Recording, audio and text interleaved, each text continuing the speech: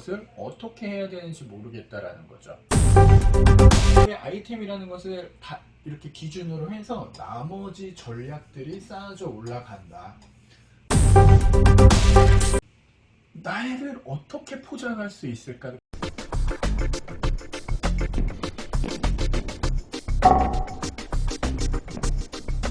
네, 안녕하십니까? 모두의 도수치료의 안 대표입니다.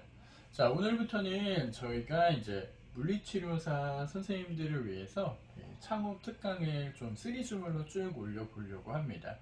사실 저도 마찬가지로 그랬던 것 같아요. 지금이야 익숙하지만은 사업하는 초기 때는 무엇을 어떻게 해야 되는지 몰라서 굉장히 혼자서 이리 뛰고 저리 뛰고 했던 기억이 있어요. 우리 창업을 생각하시는 치료사 선생님들이 계시다라면 이번 강좌를 통해서 좀 많은 도움이 되시기를 바라겠습니다. 자, 우선은 저의 경험을 말씀을 드리면은 저도 마찬가지로 저는 제가 센터를 내면은 엄청 잘 될 줄 알았어요. 근데 이제 좀 막상 시작하면서 어려운 점도 많고 그러다 보니까는 노력도 많이 하고 공부도 많이 했었고 그러면서 차근차근 확장과 뭐 새로운 것들에 대한 도전을 이어가다 보니까 오늘의 이런 어떤 작은 규모지만 회사라는 것들이 주식회사라는 어떤 회사가 하나가 탄생하게 되더라고요. 자, 이러한 경험들을 여러분들에게 좀 공유를 드리면 좋을 것 같아서 이제 설명을 하는 영상 자료를 준비했습니다. 제가 이제 창업을 희망하시는 분들을 만나보게 되면은 제일 처음으로 질문을 받는 게 무엇을 어떻게 해야 되는지 모르겠다라는 거죠. 물론 직장을 다니면서는 뭐 다양한 일을 하면서 맡은 업무를 처리해 보았지만은 나의 사업장을 창조한다, 만들어 본다라는 것은 전혀 새로운 일이기 때문에 누구나 겪는 어려움이라고 생각됩니다. 그래서 오늘은 첫 시간으로 그냥 개략적인 개론, 창업학개론 이렇게 표현을 할까요? 창업을 하기 위해서 생각해야 되는 이런 저런 것들을 한번 정리해 보았습니다. 자, 제가 생각하는 사업에 대해서 말씀드리겠습니다. 사업이란 내가 하고 싶은 일을 찾아서 되게 만드는 게 사업이다 라고 생각이 들고요. 정말 많은 일들을 하셔야 될 거예요, 초기에는.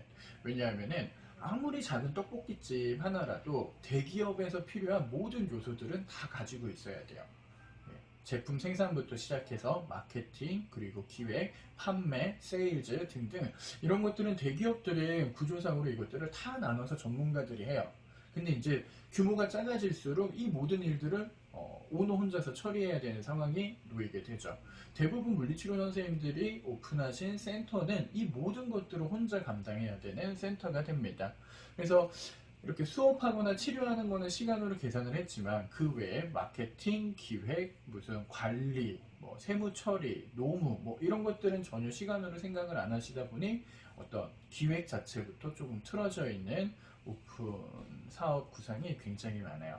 그래서 오늘은 우리 보통 회사가 돌아간다라고 하면은 어떤 요소들이 필요한지를 한번 같이 살펴볼 건데요.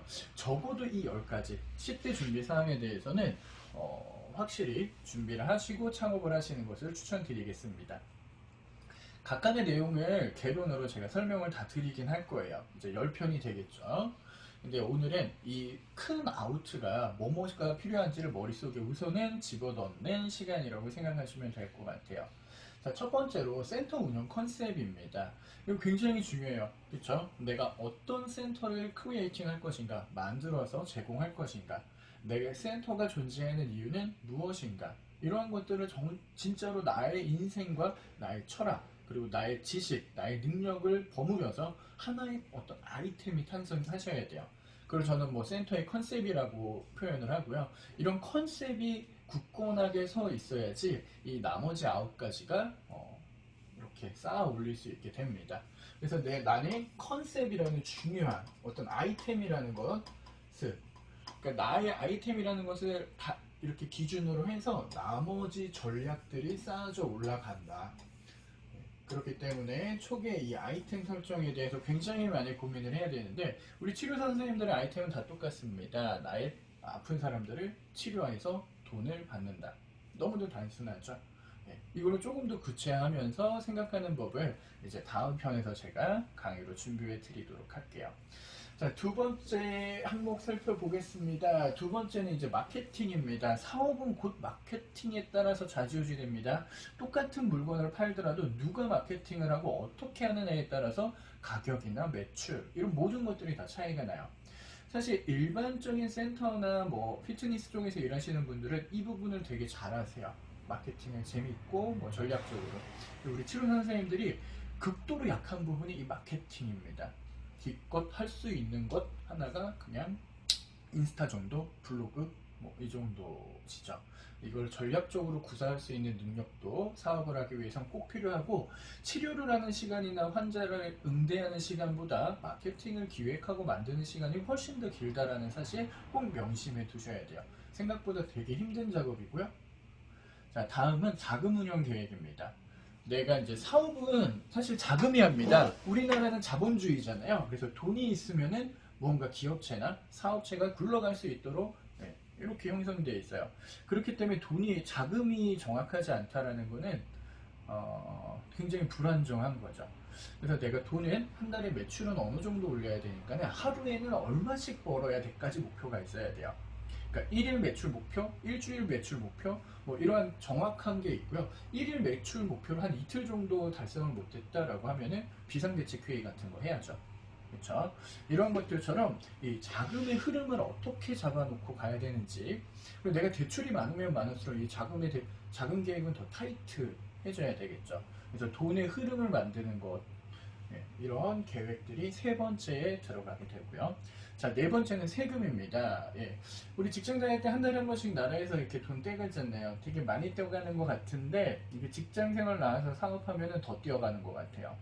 굉장히 많이 떼요. 이게 다달이 떼어가는 게 아니라 1년치만 모아서 떼어가는데요. 떼어가면은 뭐 웬만한 사업자들 보시면 뭐 적게는 2천, 많게는 뭐 4천, 5천 이 정도를 세금으로 떼어가거든요. 눈물 납니다. 그렇죠. 그렇기 때문에 탈세도 하시지만, 탈세는 안 되지만 절세는 꼭 생각하셔야 됩니다. 그리고 또 반대로 요즘에는 세금 많이 내야지 대출을 해주니까요. 오히려 세금을 더 뻥튀기 하시는 분들도 있으세요. 왜냐? 자금을 많이 확보할 수 있으면 그만큼 결국에 내가 더 벌 수 있다라는 게임이에요. 자, 여기서 잠깐 나중에도 나올 얘기시면은 이거 하나 알아두시면 좋을 것 같아요. 자, 우리 월급쟁이 할 때는 이렇게 다달이 돈을 쌓아서 우리가 모을 수가 있었다라면은, 사업을 할 때는 이렇게 한 달 한 달로 계산은 못 합니다. 한 달 한 달이 아니라 적어도 1년, 2년 단위, 1년에 얼마, 아니면 뭐 분기, 뭐 이런 식으로 해서 투자를 해서 돈을 못 벌고 있던 시기가 지나가면서 이제 급격한 부가가치를 얻어낼 수 있는 시기가 돌아오거든요. 이런 정점에 올라가는 시기가 돌아옵니다. 그리고 이거를 계속 치고 올라갈 수 있는 전략들을 계속적으로 구성을 하셔야 되는 거고요. 이해되시죠? 자, 그 다음에는 이제 나와 함께 일을 해줄 사람에 대한 인재상입니다. 네, 인력 계획에서 어떤 사람들하고 같이 일을 해야 될까라는 고민이죠. 네, 나와 뜻을 같이 하는 사람일 수도 있고요. 아니면은 나의 부족함을 채워주는 사람일 수도 있습니다. 그리고 나와는 정반대인 사람을 써야 될 경우도 있고, 아니면은 좀 오히려 나를 이렇게 컨트롤해 줄 수 있는 사람, 뭐 다양한 인력들이 필요해요. 하는 일. 이러한 인력들을 어떤 업무를 줄 것이고, 그 업무는 어떻게 체크하고 팔로우업 할 것이며, 또 하나는 급여는 또 어느 정도로 측정을 할 것이고, 뭐 이런 것들에 대한 인력에 대한 어떤 구상이 필요합니다. 자, 다음은 여섯 번째. 여섯 번째는 이제 고객 관리 방안인데요. 내가 팔고 있는 상품, 즉 우리는 치료가 되겠죠. 이 치료를 어떻게 포장해서 판매를 하고, 또 이걸 어떻게 관리하고 고객을 내 편으로 만들고 나의 팬으로 만들 수 있을까? 이것이 굉장히 중요한 포인트입니다. 이해되시죠? 세 번째는 고객 관리. 그리고 요즘에 중요한 것 중에 하나는 우리 필라테스나 아니면 물리치료 선생님들이 창업하는 재활센터. 똑같습니다. 원장님의 얼굴이 곧 브랜딩입니다. 원장님의 삶이 브랜딩이고요. 그런 브랜드를 내세워서 사업을 할 수 있는 시대거든요. 나를 어떻게 포장할 수 있을까도 굉장히 중요한데, 우리 물리치료 선생님들 굉장히 부끄러워해요. 근데 사업은 그런 마인드로 하시면 절대 안 됩니다. 그래서 나를 브랜드화하기 위해서 많은 노력하는 전략도 필요합니다. 그리고 나의 경쟁 상대들을 파악을 해야 되는데요. 여기서 되게 좀 안타까운 것 한 가지. 우리 치료 선생님들은 경쟁 상대를 옆에 있는 치료사 선생님으로 봐요. 우리의 경쟁 상대는 헬스장이 될 수도 있고요. 필라테스 샵이 될 수도 있고요. 뭐 태권도장이 될 수도 있고요. 그 뭐죠? 뭐 실내 클라이밍일 수도 있고 탁구장일 수도 있고 뭐 병원일 수도 있고요. 그러니까 나의 회원이 이제 회원을 등록할 수 있는 다른 센터들 혹은 뭐 기관들 이 모든 것들을 보고요. 오히려 물리치료 선생님들끼리면은 동맹을 맺으세요. 네, 시장은 여러분들이 생각한 것보다 언제나 큽니다. 네, 그렇기 때문에 나의 경쟁 상대가 누군지를 이렇게 파악을 하고 또한 반대로 나와 동맹을 맺을 수 있는 것도 알아두셔야 됩니다. 그리고 이제 아홉 번째로 나오는 게 이제 센터 세팅 계획이에요. 어디다 할 것인지 상권 분석, 네. 그리고 뭐 규모는 얼마, 인테리어는 어떻게, 장비들은 뭘 들이지, 네. 뭐 간판은 어떻게 달지 등등을 세팅 계획이거든요. 사실 이거 아무렇게나 해도 별 상관없습니다. 되게 크게 영향을 미칠 것 같은데, 이 앞에 거 8가지, 제가 말씀드린 이 8가지가 훨씬 더 중요해요. 이 세팅은 누구나 다 하고요. 저한테 이제 컨설팅 받으러 오시는 분들이 대부분 이거 물어봐요. 아, 인테리어 어떻게 하면 싸게 할 수 있을까요? 아니면 뭐 매장 위치는 어디가 좋을까요? 좋은 곳 좀 찍어주세요, 대표님. 막 이렇게 말씀하시는데 사실 저는 주차 편한 곳이 최고라고 얘기하거든요. 예.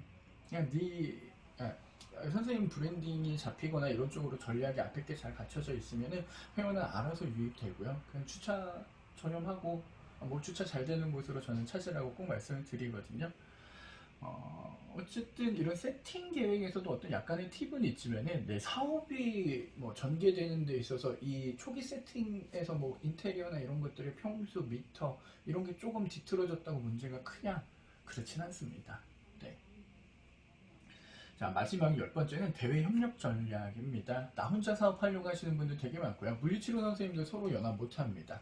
네, 되게 많거든요. 근데 나와 함께 동맹을 맺고 일을 할 수 있는 협력센터 혹은 협력기관, 협력식당, 협력미장원 등등 내가 로컬에서 잡을 수 있는 상권을 위해서 얼라이 할 수 있는 동맹을 할 수 있는 곳은 항상 생각해 보셔야지 될 것 같습니다. 자, 그래서 오늘은 첫 시간으로 이렇게 전체적인 계략을 한번 봤어요. 그래서 사업을 내가 시작을 하고자 한다라면은, 이 10가지 항목에 대해서 내가 얼마만큼 이해를 하고 있지? 라는 것을 꼭 명심해 주셔야 될 것 같아요. 저도 알아요. 저도 처음에 사업할 때 제가 모른다는 것조차도 몰랐어요. 네. 근데 아마 대부분 우리 선생님들도 마찬가지일 것 같아요. 내가 잘 모른다라는 것도 모르는 상황에서 무엇을 한다? 네, 이거 굉장히 위험하다는 거 기억해 주셨으면 좋겠고요. 그렇기 때문에 제가 다음 시간에는 첫 번째 이제 아이템을 설정하는 법에 대해서부터 차근차근 설명을 드릴게요. 아시겠죠? 자, 그러면 오늘도 고생 많으셨고요. 영상 시청해 주셔서 감사드리고 제가 또 다음에 진짜 좋은 콘텐츠 다음 강의는 꼭 보셔야 됩니다.